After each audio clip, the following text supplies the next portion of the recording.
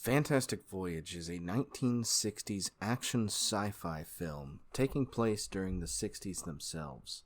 At the height of the Cold War, American and Russian scientists are at a battle to discover who can find the secret to unlimited miniaturization. It's not about who can shrink and who can't. The technology is already there. It's just that neither side is able to keep something shrunk for more than an hour. When a Russian scientist wants to escape to America for safety, fearing what Russians will do with the miniaturization power, he is almost killed in an assassination attempt. With no surgical ability to reach a blood clot in his brain, a secret branch of the government known as the Combined Military Defense Force decides to shrink a prototype microsurgery submarine called the Proteus and inject it into his body to clear the clot from within.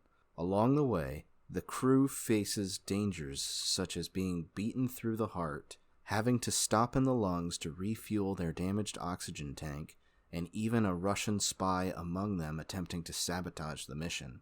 The spy reveals himself, attempts to sabotage the mission by driving the submarine into the wall of the brain itself. Just in the nick of time, the bodyguard takes the laser and uses it to destroy the Proteus. With only seconds in their mission to go, the crew escapes through the tear duct of the Russian scientist. This leads to one of two iconic posters for the film, the Proteus being shot by the laser and the scientists escaping through the tear duct. Now that you have kind of an idea of the gist of the plot, we can start to kind of go over some of the games. Some of these are official, some of them are homages, but for the most part, they follow the same basic path: heart, lungs, brain. First up, we have the officially licensed Fantastic Voyage game for the Atari 2600. This game is your standard fare Atari space shooter game. As you can see, you have something vaguely resembling the Proteus at the bottom of the screen. You are navigating your way through narrowing paths, fighting enemies along the way to keep his fever down, and it's really not that much. If you saw the entire footage I took for this part, you'll see that I beat it in about 2 minutes. It covers all the basic beats of the movie, leading up to the climactic showdown with the brain clot at the end, where you just shoot it 100 times and then you win. Hooray.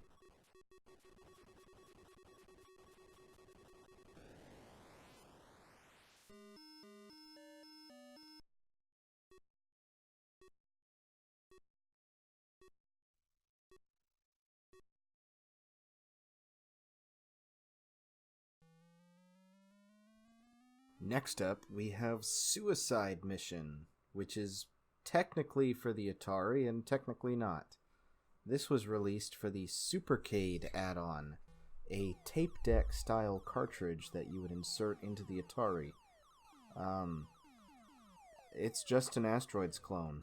Sure, the animation is pretty interesting, but other than that, it just suffers from the typical Atari game problem of being too goddamn loud. And, I mean, whatever, this is just, Mommy, I want asteroids. No, we have asteroids at home. Next up, we have Fantastic Voyage for the ZX Spectrum. I could talk for like a good hour about this game.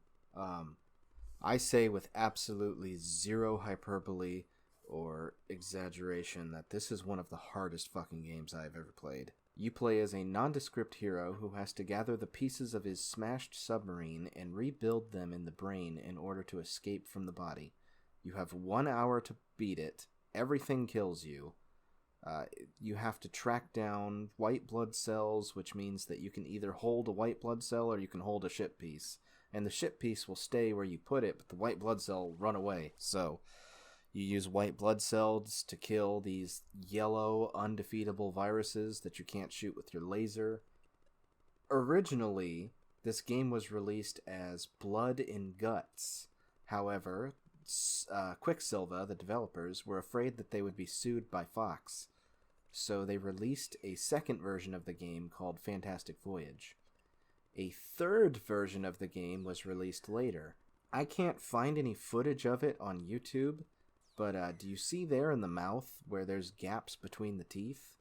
When you finish rebuilding the submarine, you turn into the submarine itself, which makes you a smaller character and allows you to slip out along the optic nerve.